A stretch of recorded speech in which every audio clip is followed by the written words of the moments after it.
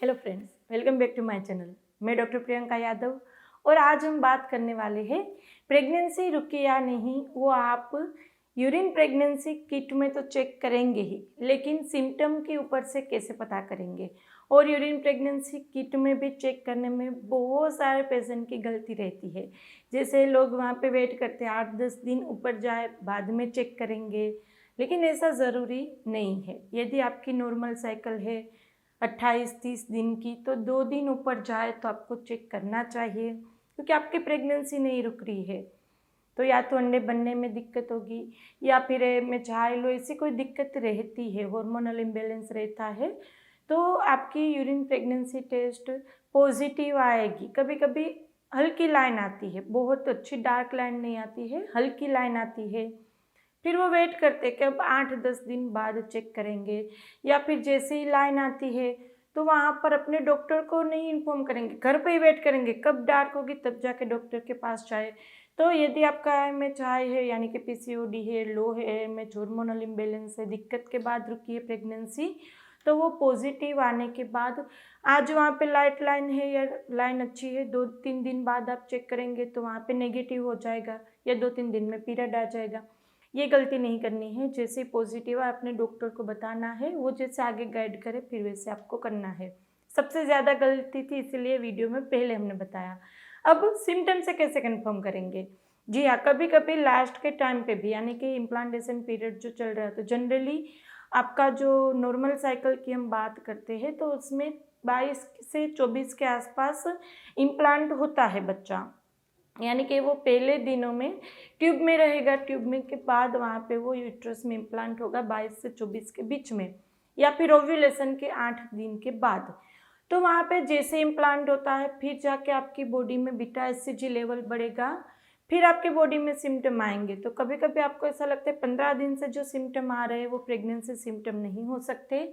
Symptom जो pregnancy का होगा वो आना चालू होगा आपको पीरियड के 22-23 दिन के बाद, और पीएमएस सिम्टम जो रहेंगे आपको वो आपको 15 दिन के आसपास होगा। स्पेशली ब्रेस्ट पेन, यदि प्रेगनेंसी का ब्रेस्ट पेन है तो वो आपको चालू होगा लास्ट में 25 दिन के बाद। और यदि पीएमएस का सिम्टम है, आपको ज़्यादा हार्मोनल इम्बैलेंस है, तो जैसे ओव्यूलेशन ख़त्म होगा आपको बहुत ज़्यादा दर्द होगा ब्रेस्ट में। कभी कभी इतना दर्द होता है, टच होने पे भी दर्द होता है, सीढ़ियाँ चढ़ने उतरने में भी दर्द होता है। प्रेगनेंसी का दर्द इतना नहीं होगा, वो वहाँ पे सिर्फ और सिर्फ हल्की टेंडरनेस फील होगी और आपकी निपल में थोड़ी सी फील होगी। पूरे ब्रेस्ट में पेन हो, सीढ़ियाँ चढ़ने, तो वो इनिशियली 25-26 दिन में इतना पेन नहीं होगा। तो एक मेजर डिफरेंस है पीएमएस है, यानी कि आपका पीरियड आ जाएगा या अंदर प्रेगनेंसी रुकी, आप इसके ऊपर से डिसाइड कर सकते हैं। दूसरा सिम्टम रहता है वोमिटिंग का, यानी कि उल्टी उपका आ रही थी, पेशेंट ऐसा बोलते मुझे सब सिम्टम फील हो रहे थे, खाना नहीं अच्छा लग रहा था, मुझे नॉजिटिव फीलिंग भी हो रही थी, यानी कि मुंह में पानी आ रहा था। तो जनरली जो प्रेगनेंसी का सिम्टम होगा वो आपकी डेट से 1-2 दिन पहले ऐसा होगा, क्योंकि बॉडी में बीटा एचसीजी बढ़ेगा, फिर प्रोजेस्टेरोन बढ़ेगा, फिर जाके आपका ये नॉजिटिव फीलिंग का सिम्टम आएगा। और यदि वहाँ पे पीएमएस का सिम्टम है, वो पीएमएस में भी आपको उल्टी उपका जैसा फील होगा, खाना अच्छा नहीं लगेगा, क्योंकि वहाँ पे पीएमएस में कॉन्स्टिपेशन बढ़ जाता है, गैस एसिडिटी बढ़ जाती है। तो गैस एसिडिटी कॉन्स्टिपेशन बढ़ेगा, उसके चलते आपको सिर दर्द होना, नॉजेटिव फीलिंग आना, भूख नहीं लगना, ये होता है। तो यदि आपको पीएमएस है तो वहाँ पे थोड़ा और जल्दी आपको वो सब फीलिंग आएगी। प्रेगनेंसी है तो लास्ट के 1-2 दिन में फीलिंग आएगी, तो इससे भी पता कर सकते प्रेगनेंसी है या नहीं है। तीसरा मेन सिम्टम रहता है, जैसे हमने आगे अभी बताया, कि आपको थोड़ी सी चक्कर वगैरह आएगा, कभी कभी वहाँ पे अचानक से ब्लैकआउट हो जाएगा। जी हाँ, ये प्रेगनेंसी का सिम्टम रह सकता है। फीवर का सिम्टम रह सकता है, जब आपका वहाँ पे ओव्यूलेशन होगा उस टाइम पे थोड़ा टेम्परेचर बढ़ेगा, वो इनिशियली यानी कि ओव्यूलेशन के 1 या 2 दिन ही रहेगा, फिर वहाँ पे टेम्परेचर ड्रॉप हो जाता है फिर से। तो यहाँ पे जब आपकी प्रेगनेंसी कंसीव होगी उसके बाद आपको टेम्परेचर थोड़ा बढ़ेगा, 1 सेल्सियस जितना, बहुत ज़्यादा नहीं। तो बहुत ही बुखार वाली फीलिंग पूरे महीने रहती है वो बात अलग है, लेकिन यदि प्रेगनेंसी रुकी है तो लास्ट के 4-5 दिन आपको थोड़ा सा टेम्परेचर बढ़ा हुआ लगेगा। दूसरा एक मेन सिम्टम है इम्प्लांटेशन ब्लीडिंग।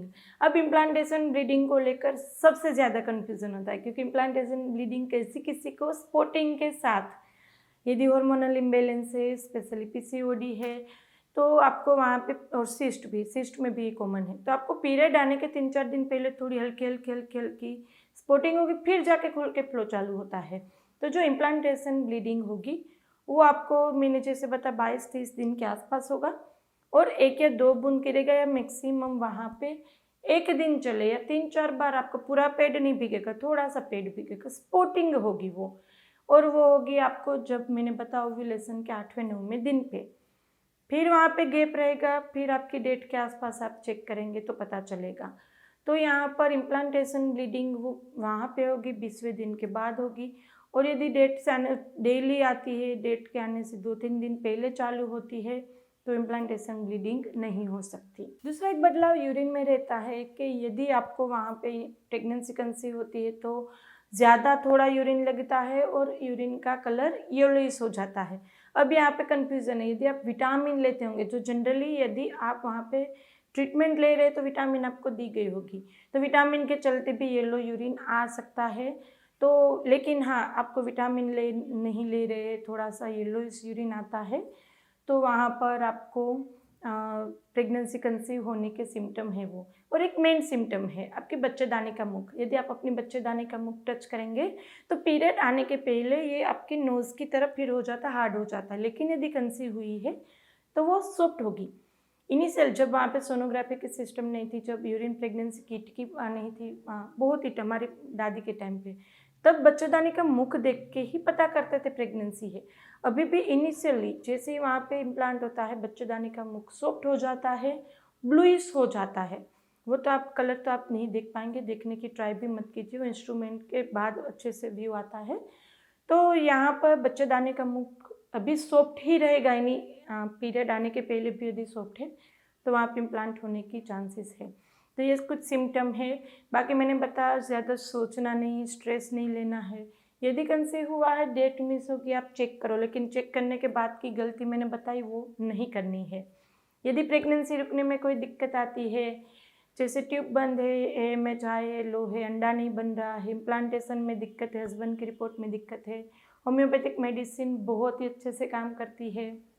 चैनल पे जाइए, फीडबैक देखिए, इंस्टाग्राम पे फीडबैक देखिए, कितनी इजीली, कितनी अच्छे से होम्योपैथिक मेडिसिन की मदद से प्रेगनेंसी रुक सकती है। तो यदि आप भी हमारी टेलीफोनिक अपॉइंटमेंट बुक करवाना चाहते हैं तो स्क्रीन पे नंबर है, व्हाट्सएप नंबर है, उसमें इतना ही मैसेज करना है, अपॉइंटमेंट चाहिए, मेरी टीम आपको आगे गाइड कर देगी।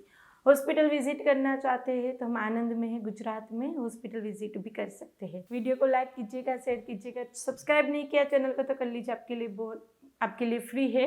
ऐसे ही बहुत सारे वीडियो वहाँ पे आपको मिल जाएंगे। तो चलिए फ्रेंड, फिर जल्दी से मिलेंगे, तब तक के लिए stay healthy, stay happy, bye.